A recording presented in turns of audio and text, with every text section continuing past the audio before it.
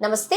ప్రస్తుతం మనతో పాటు ఉన్నారు విదేశ్ కన్సల్స్ డైరెక్టర్ సాయినాథ్ గారు. నమస్తే అండి. నమస్తే అండి. సాయినాథ్ గారు, మనం ఇంతకు ముందు చాలా సార్లు కూడా ఈ హ్మ్. ఎడ్యుకేషన్ సంబంధించి డిఫరెంట్ కంట్రీస్ గురించి చాలా డిస్కస్ చేసాం. హ్మ్. చాలా ఇన్ఫర్మేషన్ కూడా మీరు ఇచ్చారు. బట్ ఈ రోజు మీ ఆఫీస్కి వచ్చినప్పుడు ఒక ఫెస్టివల్ మూడ్ కనిపిస్తుంది అక్కడ నాకు. చాలా మంది పేరెంట్స్ ఉన్నారు, స్టూడెంట్స్ ఉన్నారు. రైట్. ఓకే, ఇక్కడ ఏమన్నా సెలబ్రేషన్స్ అనుకున్నాను నేను. బట్ తెలిసింది ఇక్కడ ఎడ్యుకేషన్ ఫెయిర్ నడుస్తుంది అని. అవునండి. ఓకే, ఇక్కడికి వచ్చిన తర్వాత నాకు ఒక డౌట్ వచ్చిందండి. చెప్పండి. ఇప్పుడు ట్రంప్ వచ్చారు, హ్మ్.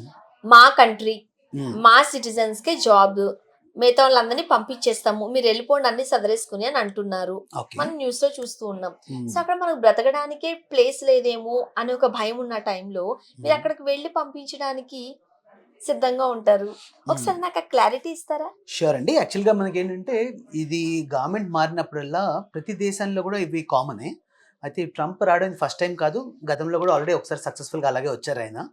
సో, వచ్చినప్పుడు జరిగిన సిట్యుయేషన్స్ చూస్తే హ్మ్. హెచ్-1బీ ఫైలింగ్స్ దగ్గర అంటే బేసికల్లీ స్టూడెంట్ ఎంఎస్ చేసేటప్పుడు పెద్ద ఇబ్బంది ఉండదు కానీ, ఆ తర్వాత వాళ్ళు అక్కడి నుంచి వర్క్ ఫోర్స్‌లో ఎప్పుడైతే ఎంటర్ అవ్వాలో, అక్కడ హెచ్-1బీ స్పాన్సర్ చేసేటటువంటి కంపెనీస్‌ని వీళ్ళు చాలా రూల్స్ టైట్ చేయడము, ఆ తర్వాత మల్టిపుల్ వీసాస్ అప్లై చేయకుండా అంటే ఒక క్యాండిడేట్ ఒకటే లాటరీ వేయాలని, అలాగే లాటరీ సిస్టమ్ తీసుకురావడము, అంటే హెచ్-1బీని గణనీయంగా తగ్గించడము, ఓకే. ఇవన్నీ కూడా స్పెక్యులేషన్స్ జరుగుతూ ఉన్నాయి. And in fact this is something which మనకేంటంటే లైక్ లాస్ట్ టైం కూడా ట్రంప్ వచ్చినప్పుడు ఇది జరిగింది. అండ్ అన్‌ఫార్చునేట్‌లీ ఈసారి కూడా అది రిపీట్ అవుతుందని భయమైతే ఉంది. కాబట్టి యాక్చువల్‌గా ఏంటంటే లైక్ ఇప్పుడున్న ప్రెజెంట్ సినారియోలో ఏమైపోయిందంటే ఆల్రెడీ మన వాళ్ళు లాస్ట్ ఇయర్స్‌లో చూసుకుంటే number of students who went is close to 1.7 lakh Indians went last year. Okay. So, ఇంతమంది స్టూడెంట్స్ వెళ్ళినప్పుడు అక్కడ హెచ్-1బీలు మటుకు 80,000 ఇస్తారు. ఆహా. వెళ్ళింది 1,70,000 మంది. ఆ. వీళ్ళందరికీ మళ్ళీ హెచ్-1బీ వీసానే దిక్కు. అంటే తర్వాత ఎంఎస్ అయిపోయిన తర్వాత జాబ్ చేయాలంటే హెచ్-1బీ వీసా ఉండాల్సిందే. రైట్. సో, ఇక్కడ ఆ ఫిల్టర్ అవ్వడం మనకి జరిగింది. పర్సంటేజ్ హాఫ్ తగ్గిపోయింది, హాఫ్ పడిపోయింది. తగ్గింది. అయితే ఇంకోటేంటంటే విచిత్రం ఇక్కడ ఓన్లీ ఈ ఎంఎస్ చేసిన వాళ్ళే కాకుండా ఇండియా నుంచి companies like Infosys, Wipro, tech హ్మ్. మహీంద్రా వీళ్ళందరూ వెరసి వీళ్ళొక 3,00,000 మంది ఫైలింగ్ చేస్తారు. హ్మ్. సో, ఈళ్ళొక 3,00,000 వాళ్ళొక 2,00,000 వెరసి పైగా లాస్ట్ ఇయర్ లాటరీ మిస్ అయిన వాళ్ళు, before last year lottery miss అయిన వాళ్ళు, ఓకే. వాళ్ళు కూడా అప్లై చేస్తారు. హా. సో, ఓవరాల్‌గా ఒక 6-7 లాక్స్ మెంబర్స్ అప్లై చేస్తే దీంట్లో ఎండ్ ఆఫ్ ది డే సక్సెస్‌ఫుల్‌గా హెచ్-1 క్రాక్ చేసే వాళ్ళు మాత్రం చాలా తక్కువగా ఉంటారు. కాబట్టి ఇక్కడేంటంటే కొద్దిగా అనిశ్చితత ఉంది. ఓకే. కాబట్టి ఇప్పుడు always that is the right thing why actually people are always looking for other countries than living USA. అంటే ఓకే. కొంత ఇప్పుడు ఈ మూవ్‌మెంట్‌లో కొంత తగ్గిందండి. అండ్ మాకు తెలిసిన రిలేటివ్స్ అలా యుఎస్ లో ఉంటే, హ్మ్. అండ్ ఒక ఇన్ఫర్మేషన్ తెలిసింది నాకు. చెప్పండి. అండ్ జాన్ 20th వరకు ఎవరైతే సో వర్క్స్ మీద ఆ కంట్రీ ఈ కంట్రీ వెళ్ళారో హ్మ్. వచ్చేసేయండి అని చెప్పి యూనివర్సిటీస్ నుంచే డైరెక్ట్ మెయిల్స్ వస్తున్నాయంట. అవును. నిజమేనా, ఫేకా?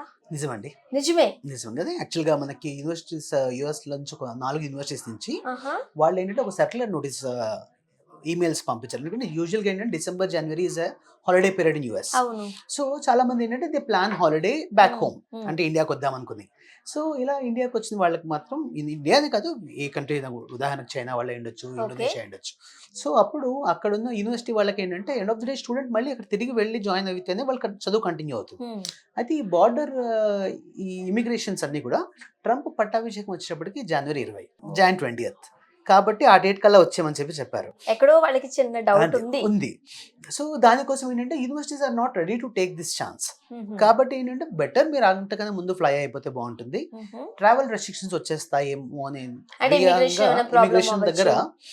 మీరు ఎందుకు వెళ్లారు? లేకపోతే జాబ్ చేసే వాళ్ళకి కూడా ఉదాహరణకి ఇప్పుడు అక్కడ జాబ్ చేసే వాళ్ళకి కూడా లాస్ట్ టైం ట్రంప్ అడ్మినిస్ట్రేషన్ ఉన్నప్పుడు మ్హూ. కొంతమంది ఇమిగ్రేషన్ నుంచి నిర్దాక్షిణీయంగా వాళ్ళు already they are holders of H one B. మ్హూ. వాళ్ళు అక్కడ సొంత ఇళ్ళున్నాయి, కార్లున్నాయి, అన్నీ ఉన్నాయి. But they said no actually like మీరు చేసే జాబ్ మా లోకల్స్ చేయగలుగుతారు మ్హూ. అనే పాయింట్స్ చెప్పి కూడా కొంతమంది ఇండియా నుంచి డైరెక్ట్‌గా అక్కడ ఇమిగ్రేషన్ నుంచి డిపోర్ట్ చేయడం జరిగింది. మ్మ్. ఆ టైంలో యాక్చువల్‌గా అసలు ఇండియన్స్ ఏ రూట్‌లో వెళ్తే బావుంటది? ఈ దుబాయ్ నుంచి వెళ్తే ఎమిరేట్స్‌లో దుబాయ్‌లోనే ఇమిగ్రేషన్ అయిపోద్దంట. Right. So, these were all the points. So మళ్ళీ మల్టిపుల్ ఆప్షన్స్ వెతుక్కుంటాం వెతుక్కోవాల్సొచ్చింది. ఆబ్వియస్లీ, మన టెన్షన్ కాబట్టి మనకి. This is something actually bit negative sign what I see towards India US మ్హూ. Student exchange relations at this point of time. Okay. And అక్కడ working వాళ్ళకి మాత్రమే రిస్ట్రిక్షన్స్ ఉన్నాయా? ఇప్పుడు మన పిల్లలు అక్కడికి వెళ్ళి చదువుకుంటున్నారు యూనివర్సిటీస్ లో అంటే వాళ్ళ యూనివర్సిటీస్ కి మన వాళ్ళు మనీ పే చేస్తారు కాబట్టి అవును. వాళ్ళకి అది కాస్త బెనిఫిటే కదా. ఇది స్టూడెంట్స్ మీద కూడా ఈ ఆంక్షలు ఉండే అవకాశం ఉందంటారా? మనకి ఇక్కడ ఏమవుతుందంటే అండి, మనకి ఎంట్రీ పాయింట్ దగ్గర వాళ్ళు ఆపుదామని చూస్తున్నారు. ఓకే. సో యూజువల్గా ఏంటంటే there is always two types. ఒకటి ఏంటంటే లైక్ డైరెక్ట్గా ఇండియా నుంచి వర్క్ పర్మిట్ రావడం, అది ఇంతకుముందు మనం చెప్పినట్లు చాలా తక్కువ మందికి ఆ H1B అవకాశం డైరెక్ట్గా దొరుకుతుంది. తర్వాత వెళ్ళిన తర్వాత వాళ్ళు డైరెక్ట్ వర్క్ ఫోర్స్ యాడ్ అవుతారు. బట్ స్టూడెంట్ వీసాలకి లిమిట్ లేదు. ఓకే. ఈ లిమిట్ లేకపోవడం వల్ల మన వాళ్ళు 1,70,000 మంది లాస్ట్ టైం వెళ్ళగలిగారు. సో దీన్ని ఏంటంటే వాళ్ళు ఇక్కడ వీళ్ళందరూ ఇక్కడ నుంచి రావబట్టికే కదా, అక్కడ తర్వాత పోస్ట్ స్టడీ వర్క్ తీసుకుని ఆ తర్వాత ఓపీటీలు చేసుకుని ఆ తర్వాత H1Bకి రావడం, ఇవన్నీ కూడా ఏంటి ఇక్కడ నుంచి ఉండడం కాబట్టి దీన్ని తగ్గించాలి అంటే నియంత్రించడం అనేది ఒక బేసిక్ పాయింట్ పెట్టుకున్నాక మేబీ డౌన్ ద లైన్ ఏంటంటే కొంతవరకు ఇది ఒక నెగిటివ్ ప్రామాణిక అనేది మనం చూడొచ్చు. ఓకే. అండ్ ఇక్కడ ఎడ్యుకేషన్ ఫెయిర్ నడుస్తుంది కదా, ఏ కంట్రీస్ వాళ్ళు వచ్చారు? ఎస్పెషల్లీ నాకు తెలిసి జర్మనీ నుంచి వచ్చారని అయితే నేను విన్నాను. ఒకసారి ఆ డీటెయిల్స్ చెప్తారా? సో ఖచ్చితంగా అండి. ఇప్పుడు యాక్చువల్గా జర్మనీ అనే కంట్రీ ఏంటంటే ఇది మనకి భౌగోళికంగా చాలా చిన్న దేశం, కానీ ప్రపంచంలోని అత్యధిక ధనిక దేశం అండి. వరల్డ్లోని 3rd richest and 5th industrialise country. ఆ చిన్న కంట్రీ అనేటువంటి జర్మనీ ఇప్పుడు ప్రెసెంట్గా ఏంటంటే ప్రపంచంలోనే హైయెస్ట్ ఎక్స్పోర్ట్స్ చేసే కంట్రీస్లో అదొక టాప్ లిస్ట్లో ఉంటుంది. తర్వాత యూరోపియన్ యూనియన్కి యాక్చువల్గా దిస్ అ బిగ్ బ్రదర్. అంటే వీళ్ళ కరెన్సీ కూడా యూరో కరెన్సీ ఏదైతుందో అది మేజర్గా తీసుకొచ్చింది జర్మనీ వాళ్ళు తీసుకొచ్చి then they made all the European Union to follow this. ఆ తర్వాత స్టూడెంట్స్ ఎప్పుడైతే జర్మనీకి వెళ్తారో అక్కడ స్టే బ్యాక్ ఆప్షన్స్ బాగున్నాయి. అంటే కోర్స్ అయిపోయిన తర్వాత they are providing 18 months post study work. ఆ తర్వాత డ్యూరింగ్ స్టడీస్ కూడా పార్ట్ టైం జాబ్ లీగల్ గా చేసుకోవచ్చు, ఆఫ్ క్యాంపస్ లీగల్. వీటన్నిటికంటే ఇంపార్టెంట్ జర్మనీ ఇప్పుడు ఎందుకు మేము ఇలా ప్రమోట్ చేస్తున్నామంటే అసలు కారణం ఏంటంటే ఈ 2024లో చాలా దేశాలు మన ఇండియా రిలేషన్స్ కొద్దిగా మారుతా ఉన్నాయి. అంటే ఎగ్జాంపుల్ కెనడా చూసుకుంటే కెనడా ఇండియాకి ఆల్మోస్ట్ జయశంకర్ గారు మంచి గట్టి ఫైట్ ఇస్తున్నారు. అది కాకుండా కొన్ని కంట్రీస్ ఫర్ ఎగ్జాంపుల్ ఆస్ట్రేలియా తీసుకుందాం, ఐర్లాండ్ తీసుకుందాం, ఒకప్పుడు ఈ వీసాలు ఈజీగా ఉండేవి. బట్ ఈ రోజున ఆ వీసాలు రావడం కూడా స్టూడెంట్స్కి చాలా టఫ్ చేశారు. అంటే ఆస్ట్రేలియా ఏం చేసిందంటే ఇండియాని లెవెల్ 2లో ఉన్న కంట్రీని లెవెల్ 3గా డిగ్రేడ్ చేశారు. దాని ద్వారా ఏంటంటే మనకు డాక్యుమెంట్ స్క్రూటినీ ఎక్కువ, వీసా సక్సెస్ రేట్ తగ్గిపోయింది గణనీయంగా. కాబట్టి ఇలాంటి టైంలో అన్ని కంట్రీస్ డోర్స్ క్లోజ్ చేసే టైంలో Germany has come forward. And Germany గతంలో ఏంటంటే సంవత్సరానికి 20,000 మంది ప్రొఫెషనల్ వీసాస్ ఇచ్చేవారు. దాన్ని ఇప్పుడు government of Germany has declared that they are going to increase the 20,000 number of visas to 90,000 visas. Wow! Which is almost 4.5 times వీసాలు పెంచారు. Huge amount of chunk of tech skill people can go enter Germany. So దీన్ని బట్టి ఒక clear ప్రామాణికం ఏంటంటే వాళ్ళకి అక్కడ requirement ఉంది. కాబట్టి రిక్వైర్మెంట్ ఉన్న కంట్రీలో మనం ఉన్నాం అనుకోండి, అవకాశాలు ఈజీగా అందిపుచ్చుకోవచ్చు. రైట్. కాబట్టి this is the right time where actually Germany is expanding. And వాళ్ళకి ఇప్పుడు వర్క్ ఫోర్స్ ఏంటంటే వాళ్ళకి ఏజింగ్ పాపులేషన్ ప్రాబ్లం మేజర్గా. అంటే జర్మనీ, యూరోప్లో అన్ని దేశాలు మాక్సిమం ఎలా ఉంటాయంటే వాళ్ళు 1 kid or none kid అనుకుంటారు. So that is how actual like కొంతవరకు ఏంటంటే like the young generation population చాలా తక్కువగా ఉంది. సో వాళ్ళకి ఇప్పుడు ఏంటంటే ఇమీడియట్గా వర్క్ ఫోర్స్ రిప్లేస్ చేయడానికి స్కిల్డ్ పీపుల్ కావాలి. అది కావాలి కాబట్టి మనకి ఏంటంటే ఈ వీసాలు పెంచడం అనేది క్లియర్ గా మనకి ప్రామాణికం. ఓకే. అండ్ మన వాళ్ళకి అర్థమయ్యే లాంగ్వేజ్ లో ఒక రకంగా చెప్పాలి అని అంటే ఇన్ని రెస్ట్రిక్షన్స్ మధ్యలో అమెరికా వెళ్ళి చదువుకోవడం కన్నా సో రండి మా దగ్గరకని ఇన్వైట్ చేస్తున్న వాళ్ళ ఇంటికి వెళ్ళి మంచిగా చదువుకుంటే సో అంటే సేఫ్టీ ఉంది. అబ్సల్యూట్లీ అండి. ఇప్పుడు ఇంకా యుఎస్ లో అయితే గన్ కల్చర్ తెలిసిందే, మనం అన్ఫార్చునేట్ గా సిచ్యువేషన్స్ చూస్తూ ఉంటాం పేపర్ల రోజు. బట్ జర్మనీ ఏంటంటే is purely gun free culture, safest country. కాబట్టి డెఫినెట్ గా it is right option. So ఖచ్చితంగా అప్పుడు ఏమవుతుందంటే ఆప్షన్స్ లో మనం జర్మనీని ఫస్ట్ పెట్టుకుంటున్నాం. ఖచ్చితంగా చేసుకుంటాం. రైట్. సో నాకు తెలిసి మీరు 17 years ఎక్స్పీరియన్స్ ఉంది కిడ్స్ ని అక్కడికి పంపించడం. సో డిఫరెంట్ యూనివర్సిటీస్ తో మీరు కలిసి వర్క్ చేస్తున్నారు కాబట్టి అండ్ ఇయర్లీ వన్స్ మీరు అన్ని కంట్రీస్ లో ఒకసారి తిరిగి వస్తారు మీ స్టూడెంట్స్ కోసం కాబట్టి అంటే ఫిజికల్ గా కూడా మీరు అక్కడ సిచ్యువేషన్స్ చూసి వస్తున్నారు కాబట్టి రైట్. సో జర్మనీ గురించి మాట్లాడుకున్నాం కాబట్టి నెక్స్ట్ ఆప్షన్ వెళ్ళాలి అనుకుంటే ఏది ది బెస్ట్ అంటారు? సో ఈ రోజు ప్రెసెంట్ సిచ్యువేషన్ లో అండి Germany is obviously good option. దానికి ఈక్వల్ గా మనకి యూకే అండి. London English speaking country. So మన జర్మనీలో కొంత లాంగ్వేజ్ బ్యారియర్ ఉంటుంది, బట్ లాంగ్వేజ్ నేర్చుకుంటే కనుక జర్మనీలో ఈజీగా సెటిల్ అవ్వచ్చు. అండ్ ముఖ్యమైన ప్రదేశాలు like Berlin, Hamburg, Stuttgart or Munich ఇలాంటి ప్లేసెస్లో ఏంటంటే ఇంగ్లీష్తోనే మేనేజ్ చేయొచ్చు. అయితే దీనికి ఆల్టర్నేటివ్గా ఇంకొక ఆప్షన్ ఏంటంటే మనకి యూకే అండి. UK is actually ever green country for Indians. So అక్కడ వెళ్ళిన వాళ్ళు ఇప్పుడు చాలా మంది మన ఇండియన్స్ తెలుగు కమ్యూనిటీ చూస్తే మీకు కొన్ని ఏరియాస్ అంటే ఈస్ట్ హ్యామ్ ఉదాహరణకి వెళ్తే తెలుగు వాళ్ళే మొత్తం ఆ ఏరియా అంతా ఉంటారు. సో సంవత్సరాల మధ్య సంవత్సరాల నుంచి ఆల్రెడీ మొత్తం మన వాళ్ళంతా వెల్ ఎస్టాబ్లిష్డ్ ఉన్నారు అక్కడ.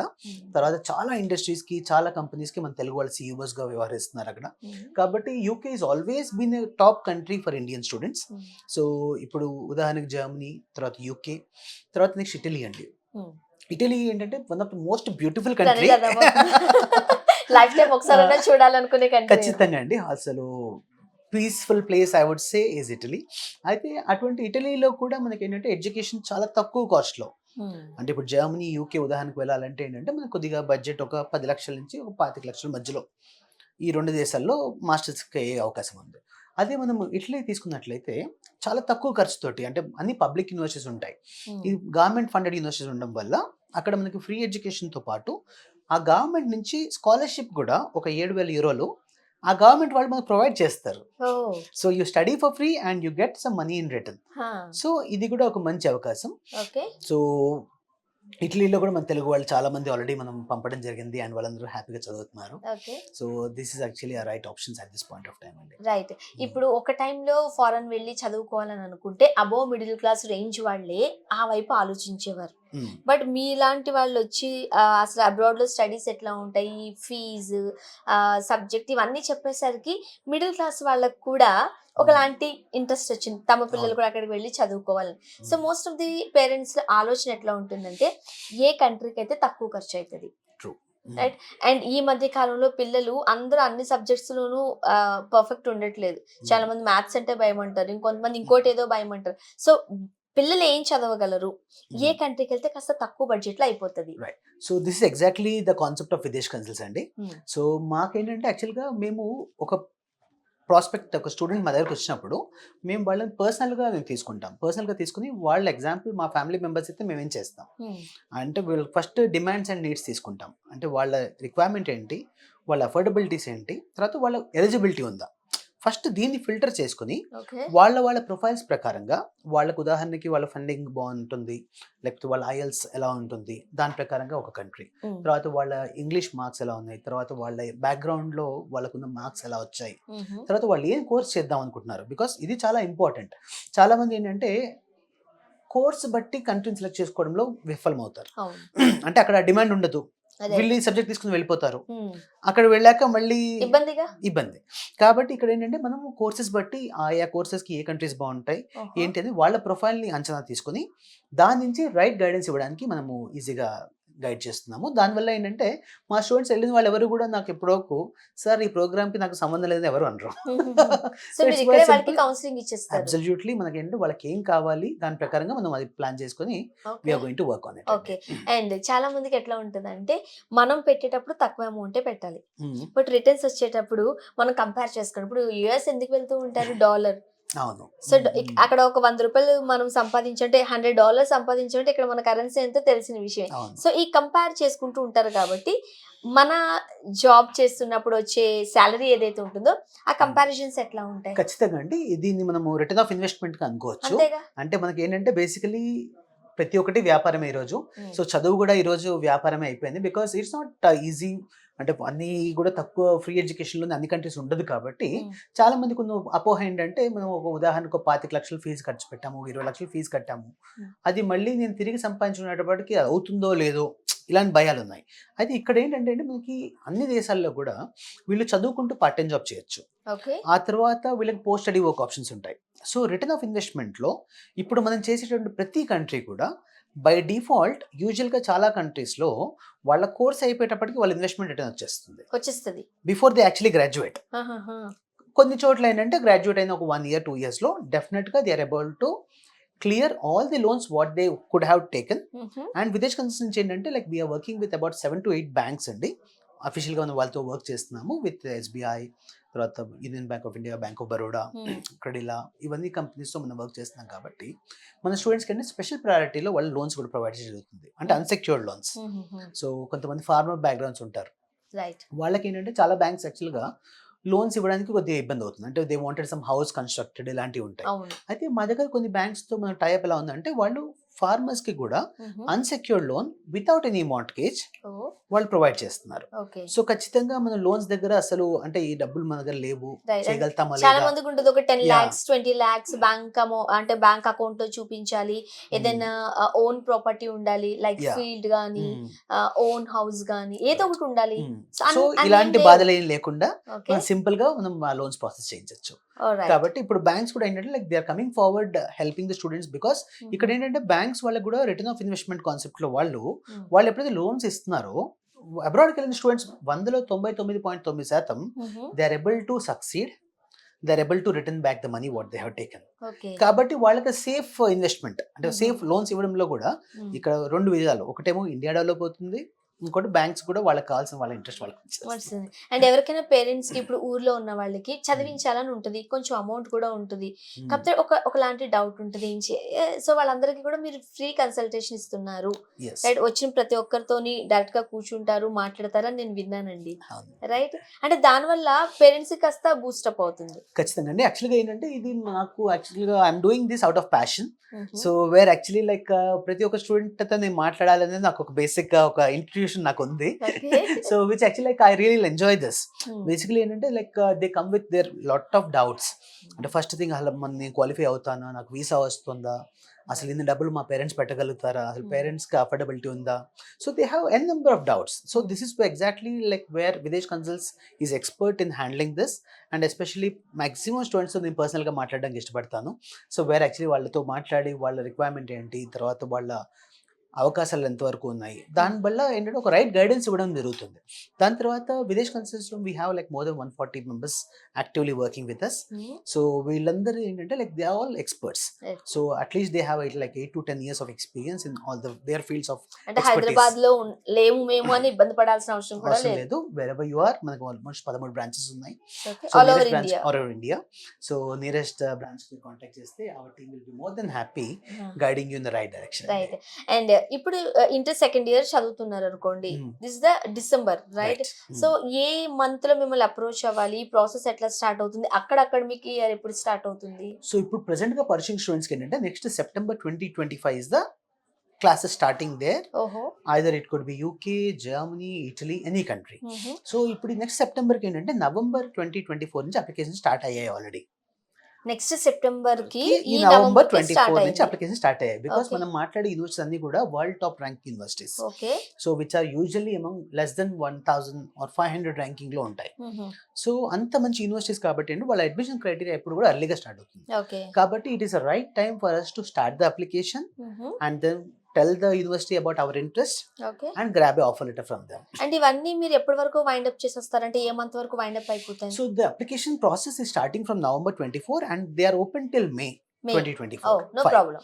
సో టైం అయితే ఇంకా ఉంది. అంటే ఈ టైంలో రిజల్ట్ వస్తుంది అండ్ వాళ్ళ పర్సెంటేజ్ తెలుస్తుంది అండ్ వాళ్ళు అంటే ఆ టైం తర్వాత ఇంటర్ కంప్లీట్ అయిన తర్వాత పిల్లలు అసలు ఎక్కడ ఏ గ్రూప్ ఇవన్నీ కాస్త డిసైడ్ అవుతారు.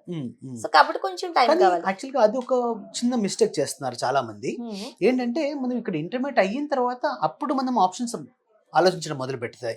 ఫర్ ఎగ్జాంపుల్ ఇప్పుడు మనం బీటెక్ ఫైనల్ ఇయర్ లో ఉన్నాము, డిగ్రీ ఫైనల్ ఇయర్ లో ఉన్నాము. సో వీళ్ళందరూ కూడా ఇంటర్మీడియట్ వాళ్ళతో పాటు బహుశా ఏప్రిల్ మే కల్లా వాళ్ళు గ్రాడ్యుయేట్ అవుతారు. సో గ్రాడ్యుయేట్ అయిన తర్వాత ఆలోచించడం వల్ల సెప్టెంబర్ ఇంటికి అందుకోవడానికి టైం సరిపోదు. ఈ process visa process, admission process, మంచి universities early deadlines close అయిపోవడాలు ఇవన్నీ ఉంటాయి. కాబట్టి ఏంటంటే if you are planning to go abroad, which is definitely a good option. Right? So ఆ ఆప్షన్ ని మనం కన్సిడర్ చేస్తున్నప్పుడు బెటర్ నాట్ వేస్ట్ టైం. ఇప్పుడు ఏంటంటే మనకి ప్రెసెంట్ గా చేతిలో నా ఇంటర్మీడియట్ అవ్వలేదు, డిగ్రీ అవ్వలేదు అంటే దానికి సమానంగా మనం కాలేజ్ నుంచి ఏంటంటే కోర్స్ కంప్లీషన్ సర్టిఫికేట్ తీసుకుంటాం. ఈ కోర్స్ కంప్లీషన్ సర్టిఫికేట్ లో ఉజ్జాయింపుగా యూనివర్సిటీ వాళ్ళు ఏం చేస్తారంటే ఈ సో అండ్ సో డేట్ కల్లా వీళ్ళది గ్రాడ్యుయేషన్ అయిపోతుంది, సో May 25 అయిపోతుంది, సెప్టెంబర్ కి వీళ్ళు బ్యాచిలర్స్ చేయొచ్చు, మాస్టర్స్ చేయొచ్చు అని చెప్పి వాళ్ళ ప్రిన్సిపల్ నుంచి కానీ హెచ్ఓడి నుంచి లెటర్ తీసుకుంటాం. And on that basis, we help the student getting the admission. Okay. So before they actually get the memo in their hand, they already have the offer letter. Oh, super. ఆ తర్వాత memo రాగానే రెండు కలిపి visa apply చేస్తాం. ఇప్పుడు student అక్కడికి వెళ్ళాలని అనుకున్నప్పుడు పేరెంట్స్ పంపిస్తున్నప్పుడు కొంతమంది ఏమనుకుంటున్నారంటే ఇంటర్ అంటే 18 years 17 to 18 years ఒక 4 ఇయర్స్ ఇంజినీరింగ్ ఇక్కడ కంప్లీట్ చేస్తే ఆల్మోస్ట్ 24-23 వస్తాయి. ఆ టైం కాస్త మెచ్యూరిటీ వస్తుంది పిల్లలకి. పోస్ట్ గ్రాడ్యుయేషన్కి లేకపోతే పీజీకి అక్కడ పంపిస్తే బెటర్, ఇప్పుడు ఇది వద్దులే ఇంజనీరింగ్ ఇక్కడే కంప్లీట్ చేద్దాం అనే ఆలోచన ఒకలాంటి భయం పేరెంట్స్ లో ఉంటుంది కదా. అవును. అండ్ మీరు ఇచ్చే సజెషన్ ఏంటి? సో ఖచ్చితంగా అండి, యాక్చువల్గా ఇది ఒకప్పుడు చాలా మీరు చెప్పింది 100% నిజం. అయితే ఇప్పుడు ఏంటి గ్లోబలైజేషన్ జరిగిపోయింది. ఈ రోజున మనం బెంగళూరు నుంచి హైదరాబాద్ రావడానికి, ఆర్ అస్సాం నుంచి హైదరాబాద్ రావడానికి, ఇటలీ నుంచి హైదరాబాద్ రావడానికి, యూకే నుంచి హైదరాబాద్ రావడానికి ఒకటే టైం పడుతుంది. అవును. బికాస్ ఫ్లైట్లో 8 to 10 అవర్సేగా. అవును. తర్వాత thanks to technology and Jio especially ఆ, అందరికీ ఫోన్లు వచ్చేసాయి, అందరికీ వీడియో కాల్స్ ఉన్నాయి. yes. సో ఈ రోజున మనం అమ్మతో మాట్లాడాలంటే అంత ఒక నిమిషం, టెన్షన్ పడక్కర్లేదు. ఒకప్పుడు ఒక 10 years బ్యాక్ ఏంటంటే పంపాలంటే అరే అక్కడ నుంచి వీడియో కాల్స్ ఉండేవి కావు. Even what you told is 100% correct. But ఇప్పుడు ఏంటంటే everything is now very easy. తర్వాత సేఫ్టీ సెక్యూరిటీ పాయింట్స్ లో మన కూడా హ్యాండ్ లో ఉంటుంది, Yes. నొక్కితే చాలు. అంతే. తర్వాత సేఫ్టీ సెక్యూరిటీ పాయింట్స్ లో కూడా ఆయా దేశాల్లో కూడా వాళ్ళు అంత ఇంపార్టెన్స్ ఇస్తున్నారు. అంటే ఇప్పుడు మనం ఉదాహరణకి ఏంటంటే ఒక 18 years పిల్లోడిని మనము గన్ కల్చర్ ఉన్న కంట్రీలో పెడితే వాళ్ళకున్న ఉడుకు మొత్తం ఆ ఎనర్జీ ఉడుకు ఎక్కువ రక్తం. ఉంటది. సో ఆ ఉడుకు రక్తంతో వాళ్ళు ఏదో చేసేస్తే ఏదో అని అవునవును. ఆ భయాలు ఉంటాయి. అవును. But especially when you going to countries like UK, Germany are Italy, Europe. European దేశాలు ఏవైనా సరే, ఫ్రాన్స్, ఏ వెళ్ళినా కూడా వీటన్నిటిలో కూడా ఏంటంటే ఫస్ట్ థింగ్ అక్కడ గన్ కల్చర్స్ లేవండి. సో ఇక్కడ మాదిరిగానే అక్కడ సేఫ్టీ ఉంటుంది. ఇన్ఫాక్ట్ ఇక్కడ కంటే సేఫ్ గా ఉంటారు. పిల్లలు అంటే క్రైమ్ అంటే రేషియో చాలా చూస్తే నేర్చుకుంటారు కూడా. అబ్సల్యూట్లీ అండి. ఇప్పుడు మనకి ఏంటంటే వదలాలి పిల్లల్ని అలా. బ్యాచిలర్స్ కి వెళ్ళడం వల్ల నేను అబ్జర్వ్ చేసింది డ్యూరింగ్ దిస్ టైం, మాకు almost every year more than 300 to 400 students bachelors కి వెళ్తారు మా దగ్గర నుంచి. అయితే ఈ స్టూడెంట్స్ కి మాస్టర్స్ కి వెళ్ళే స్టూడెంట్స్ కి చూసుకుంటే వీళ్ళకి అడాప్టబిలిటీ లెవెల్స్ చాలా ఫాస్ట్ గా ఉంటాయి. అంటే మన బ్రెయిన్ కూడా ఎంతసేపు కూడా రిసెప్షన్ లెవెల్స్ ఎక్కువ. లాంగ్వేజ్ నేర్చుకోవడంలో కానివ్వండి, తర్వాత అక్కడ జాబ్స్ ఫైండింగ్ కానివ్వండి, making learning new culture, new languages, తర్వాత బాడీ లాంగ్వేజ్ కానీ ఇవన్నీ కూడా ఏంటంటే వీళ్ళు చాలా ఫాస్ట్గా గ్రాప్ చేసి they are able to succeed in life. By the age they are reaching 21, they are already working professionals. Super గా.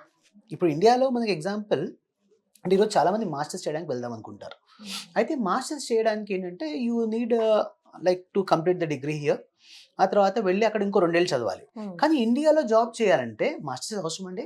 లేదు. ఎందుకంటే ఇప్పుడు ఎగ్జాంపుల్ ఐటీ జాబ్ చేయాలనుకోండి, అవును. బీటెక్ ఈసీ చేయండి, మెకానికల్ చేయండి, రైట్. ఐటీ జాబ్లు అయితే చేస్తున్నారు అందరం. కాబట్టి ఇక్కడ క్లారిటీ ఏంటంటే మాస్టర్స్ నిజంగా అవసరం లేదు. రైట్. సో అలాగే అక్కడ మనం బ్యాచిలర్స్ చేసినా కూడా అక్కడ మాస్టర్స్ అవసరం లేదు. Okay. So by the time you are just completing your bachelors in the host countries, మనకు డైరెక్ట్గా అక్కడ వర్క్ వీసా ఎలాగో పోస్ట్ స్టడీ వర్క్ వీసా ఇస్తారు, నేరుగా వాళ్ళు జాబ్ చేస్తారు. కాబట్టి at the early stage of life they are able to settle down. అంటే ఇప్పుడు మనకి వీసా ఇంత టైం అనే పర్మిట్ చేస్తుంది కదా, ఆ తర్వాత ఉండాలి సెటిల్ అవ్వాలని అవ్వచ్చా? ఖచ్చితంగా అండి. కంట్రీస్ అలా మనం అక్కడికి వెళ్తే ఫారినర్స్ అవుతాం కదా, సో ఫారినర్స్ కి సపోర్ట్ చేస్తారా? ఖచ్చితంగా. ఇప్పుడు యాక్చువల్గా నేను కంట్రీ సెలెక్ట్ చేసే దాంట్లో ముఖ్యమైన ఆప్షన్ ఒకటి చూస్తాను, దాన్ని పిఆర్ అంటాం, పర్మనెంట్ రెసిడెన్సీ అండి. That is the ultimate goal of most of the Indians who go abroad. Which could be any country we go. మనం ఏంటంటే అక్కడ సెటిల్మెంట్ ఎంత ఫాస్ట్గా అవుతుందో చూస్తాం. అది కూడా యూఎస్లో ఇప్పుడు అదొక ప్రాబ్లం అయిపోయింది. ఏంటంటే ఆ గ్రీన్ కార్డ్ అనేది రావాలంటే ఈ రోజున దాదాపు 100 సంవత్సరాలు వెయిట్ చేయాలి. అవును. ఇంతకుముందు 5 ఏళ్ళు అట్లా అనేవారు కానీ. 25 ఏళ్ళు, 20 ఏళ్ళు ఉంటుంది, 25 ఏళ్ళు ఉంటుంది. అది ఈ రోజు ఎక్కువ మంది వెళ్ళడం వల్ల ఇండియాకు ఒక కోటా ఉంది, దానివల్ల it is taking more time. కాబట్టి ఇప్పుడు ఇలాంటి టైంలో ఏంటంటే ఫాస్ట్గా పిఆర్ వచ్చే ఆప్షన్స్. ఉదాహరణకి ఇటలీ వెళ్తే 5 yearsలో you get a PR. Okay. ఆ 5 yearsలో రావడం కూడా ఏంటి, కోర్స్ అయిపోయిన తర్వాత జాబ్ సర్చ్ వీసా ఉంటుంది. ఆ లోపు మనం ఏ జాబ్ చేసుకున్నా కూడా వర్క్ వీసా ఎక్స్టెండ్ అవుతుంది. అంటే ఇక్కడ H1 లాగా లాటరీ సిస్టమ్ లేవుండవు. యూకేలో కూడా చూసుకున్నట్లయితే మనం 2 years స్టడీస్ తర్వాత 2 years పోస్ట్ స్టడీ వర్క్ ఉంటుంది. ఆర్ బ్యాచిలర్స్ చేసిన తర్వాత కూడా 2 years పోస్ట్ స్టడీ వర్క్ ఉంటుంది. 2 ఏళ్ళు ఆ దేశంలో ఉండి చదువుకున్న తర్వాత 3 ఏళ్ళు 2 ఏళ్ళు ఉండి జాబ్ పట్టుకోవడం నిజంగా పెద్ద కష్టం అంటారా? So obviously. కాబట్టి వాళ్ళకి ఈజీగా they are able to fetch job. అక్కడ నుంచి ఒక 5 years వాళ్ళు వర్క్ చేస్తే they are eligible for PR. So అట్లాగే జర్మనీ తీసుకున్నా కూడా 5 years వర్క్ చేస్తే పిఆర్ వస్తుంది. So it is so simple that actually ఏంటంటే మనం ఆ దేశానికి ప్రూవ్ చేయాలి.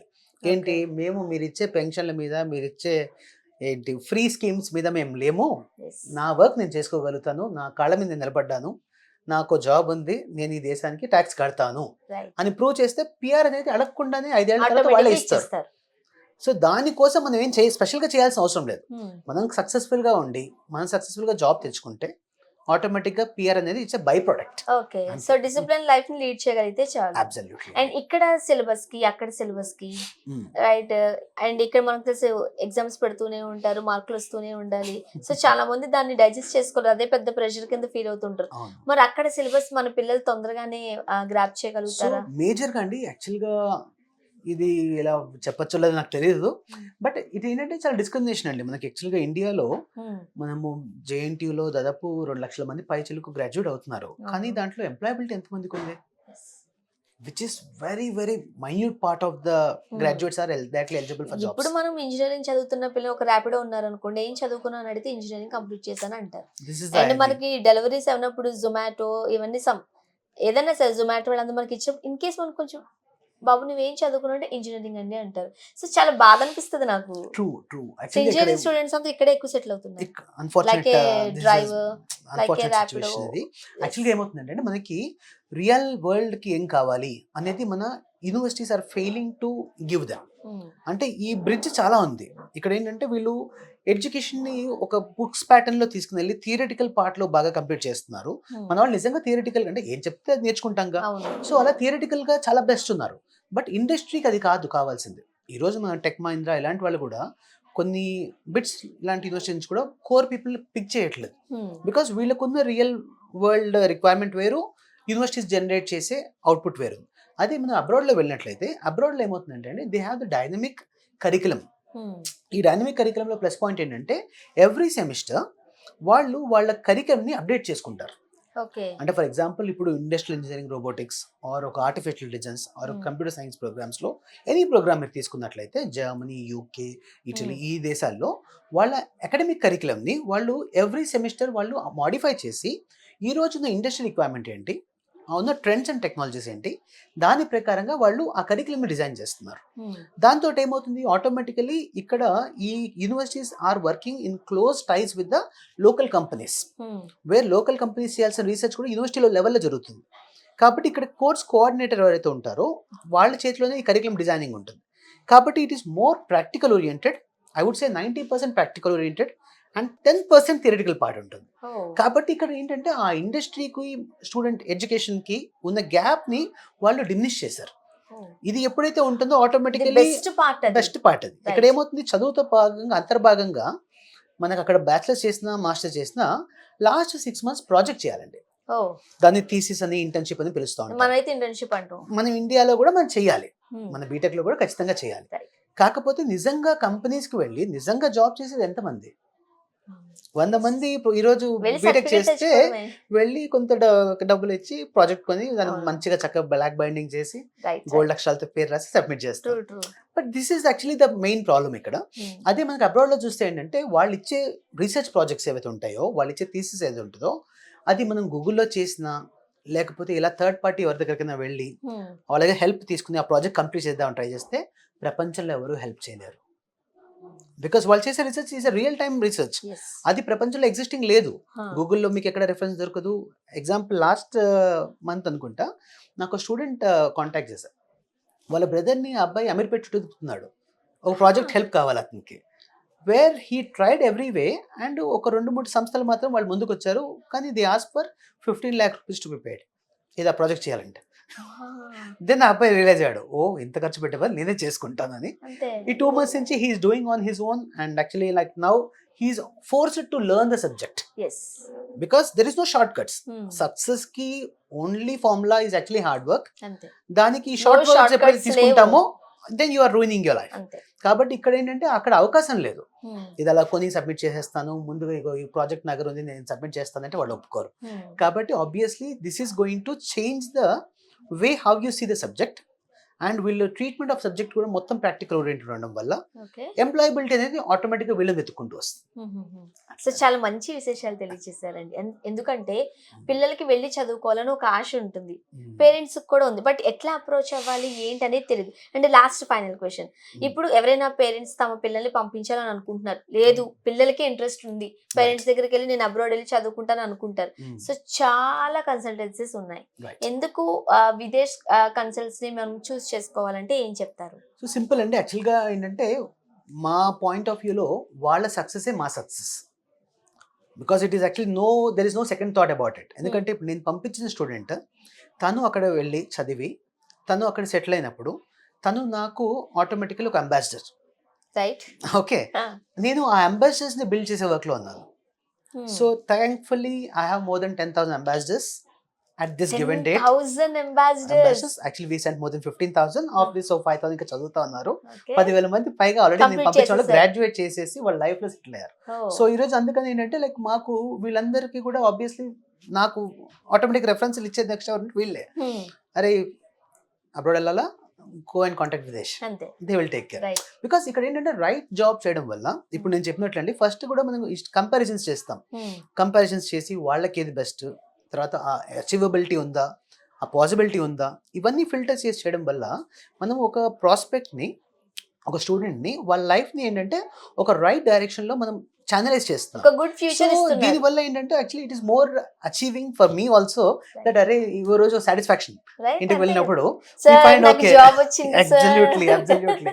So this is actually like మనకి ఏంటంటే మొత్తం ఇవన్నీ కూడా ఎండ్ ఆఫ్ ద డే మనం రైట్ జాబ్ చేస్తున్నప్పుడు ఆబ్వియస్లీ ఇవన్నీ వస్తాయి. కాబట్టి ఏంటంటే వీ డోంట్ డిస్క్రిమినేట్ యాక్చువల్లీ నువ్వు ఈ కంట్రీకి వెళ్ళాలి, ఈ కోర్స్ చేయాలి అనే దగ్గర మా విదేశ్ కన్సల్స్ ఎప్పుడు ఆ ఫోర్స్ ఉండదు. సో లిటరల్గా ఏంటంటే వాళ్ళకి మల్టిపుల్ ఆప్షన్స్ ఇవ్వడం జరిగి ఆ ట్రైనింగ్ ఇవ్వడం జరుగుతుంది ఫస్ట్. తర్వాత డెసిషన్ అల్టిమేట్ గా స్టూడెంట్ కి ఆప్షన్స్ ఇచ్చాం కాబట్టి మంచి మంచి 2-3 ఆప్షన్స్ ఇస్తాం. దాంట్లో వాళ్ళకి కావాల్సింది వాళ్ళు ఏది చూస్ చేసుకుంటే అది వాళ్ళ బ్రైట్ ఫ్యూచర్ అవుతుంది. థ్యాంక్ యూ సో మచ్ అండి. 10,000 మంది అంబాసిడర్స్ ఉన్నారు మీకు. సో అంతకు మించిన బ్లెస్సింగ్స్ ఏం కావాలి మీకు? Thank you thank you very much. మంచి ఇన్ఫర్మేషన్ ఇచ్చారు. My pleasure.